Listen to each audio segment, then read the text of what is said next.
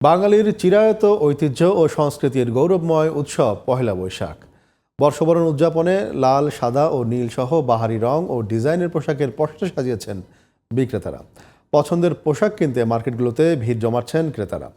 শাড়ির সাথে মিলিয়ে নারীরা কিনছেন চুড়ি ও গহনা। বৈশাখের কেনাকাটা নিয়ে বিস্তারিত জানাচ্ছেন জান্নাতুল ফেরদৌসী।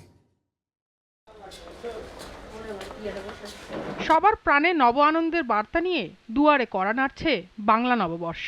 নতুন বছরকে বরণ করে নিতে চলছে শেষ মুহূর্তের প্রস্তুতি।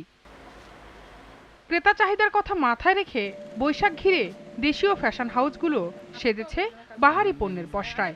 তবে ঈদের পর বৈশাখ হওয়ায় ক্রেতা সমাগম কিছুটা কম বলে অভিযোগ ছিল বিক্রেতাদের। আমাদের শাড়িও আছে বৈশাখের, ইভেন থ্রি পিস, বাচ্চাদের three piece, panjabi, tops, one piece, সব ধরনের জিনিসই রাখা হয়েছে। বৈশাখ বেশ খুব একটা যেমন একটা জমজমাট একটাই ছিল, ওটা এখন করছি না।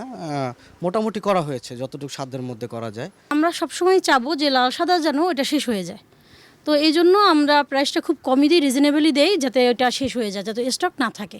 পরিবার কিংবা প্রিয়জন সবাইকে বৈশাখে পোশাক উপহার দিতে মার্কেটগুলোতে ভিড় করছেন ক্রেতারা।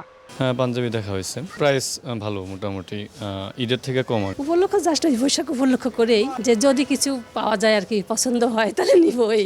অবশ্যই বৈশাখের জন্য শপিং করতে আসছি, সবার জন্যই, হাজব্যান্ডের জন্য, বাচ্চার জন্য, ছোট বোনের জন্য। এদিকে বৈশাখ ঘিরে পোশাকের পাশাপাশি শাড়ির সাথে মিলিয়ে চুড়ি, মাটির গহনাও নারীদের অন্যতম অনুষঙ্গ। সেসব কিনতে তারা ভিড় করছেন রাজধানীর ফুটপাতগুলোতে থাকা রেশমি চুড়ির দোকানে। শাড়ির সাথে ম্যাচিং করে চুড়ি কিনছি। আগামীকাল যেহেতু পয়লা বৈশাখ, তো এখন আসলে সময়ও নেই, চেষ্টা করছি যে নিজেদের পছন্দের মতো সবকিছু কিনতে। আমার ড্রেস হচ্ছে সাদার উপরে মাল্টি কালারের কাজ করা, তো সেই কারণে নিউট্রাল কালারের চুড়ি কিনেছি।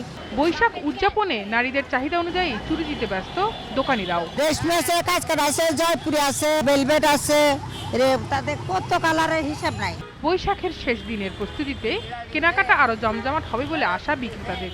নিজেদের পছন্দের কেনাকাটা করে প্রিয়জনের সাথে বৈশাখ উদযাপন করার প্রত্যাশা সবার।